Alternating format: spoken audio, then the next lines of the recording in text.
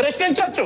ఎందుకంటే నాకు ప్రతిపక్ష హోదా కావాలా, నేను ప్రతిపక్ష నేతని 100 సార్లు తలబాదుకొని మాట్లాడుతున్న జగన్మోహన్ రెడ్డి గారికి నాలాంటి ఒక పౌరుడు ప్రశ్నించవచ్చు. దానికి కూడా సమాధానం చెప్పడానికి ఇష్టం లేకపోతే హ్యాపీగా ఆ బెంగళూరు యలహంక ప్యాలెస్ లో కూర్చొని నిద్రపోవచ్చు, మాకేం ఇబ్బంది లేదు. రేపు రాష్ట్ర ప్రజలందరూ కూడా వెయిటింగ్. నేనేమన్నానంటే వర్మ గారు, ఇక్కడ జగన్మోహన్ రెడ్డి గారు మొత్తం 11 మంది ఎమ్మెల్యేలు, 11 మంది ఎమ్మెల్యేలు జగన్మోహన్ రెడ్డి గారు మినహాయిస్తే మిగతా 10 మంది ఎమ్మెల్యేలను అసెంబ్లీలో కూర్చుంటారా కూర్చోరా? ఎందుకంటే జగన్మోహన్ రెడ్డి గారికి అసెంబ్లీలో కూర్చొని సమాధానం చెప్పే దమ్ము ధైర్యం రెండూ లేవు. మిగతా 10 మంది అసలు వాళ్ళ నియోజకవర్గం సమస్య గురించి మాట్లాడతారా లేదా?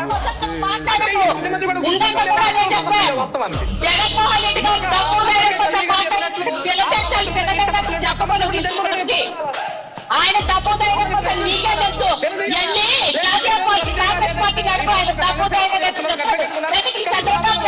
ఆయన తప్పుదైన వెంట చెప్తారు.